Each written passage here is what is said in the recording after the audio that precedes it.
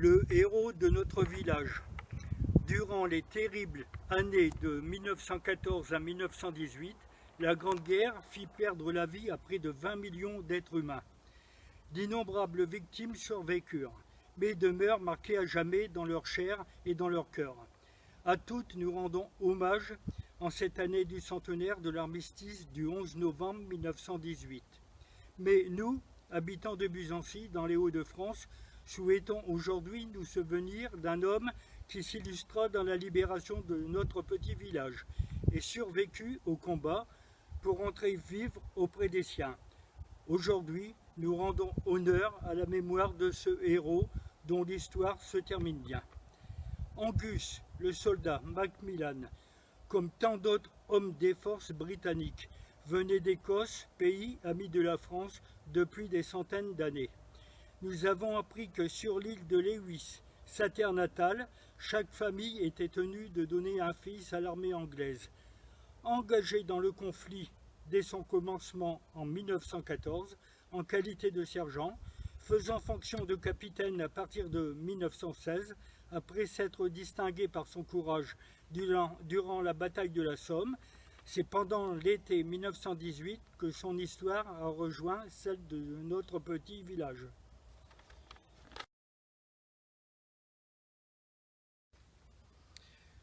D'autres raconteront mieux que nous comment le héros de Buzancy gagna son surnom, menant ses hommes sous le feu allemand à l'attaque du château, puis organisant sa défense face aux forces ennemies qui essayaient de le reprendre.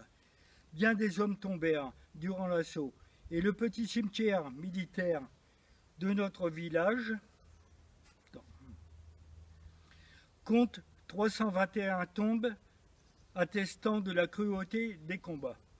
Chaque 11 novembre, nous nous y rendons et de petits enfants déposent des fleurs au pied du modeste monument dédié au chardon d'Écosse et de la rose de France. Il nous arrive aussi de passer tout près durant nos promenades, et parfois avec nos filles et nos fils. Nous lisons quelques-uns des noms étrangers portés sur les croix blanches, mais celui de notre héros n'y figure pas, car il devait rentrer indemne de la bataille et recevoir, entre autres distinctions, la Légion d'honneur pour sa bravoure et pour son dévouement. Puis il retrouva sa terre et sa famille. À l'image de cet happy end, c'est en regardant vers un avenir plus clair que nous souhaitons conclure notre petit discours.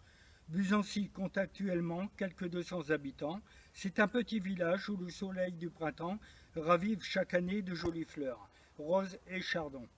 Le temps a effacé jusqu'aux dernières cicatrices des batailles pour nous laisser quelques monuments et tombes silencieuses.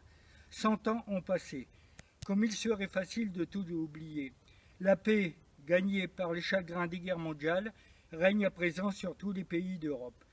Nous garderons le souvenir de héros d'hier, comme Angus Macmillan, et nous voulons remercier chaleureusement son peuple pour la paix d'aujourd'hui.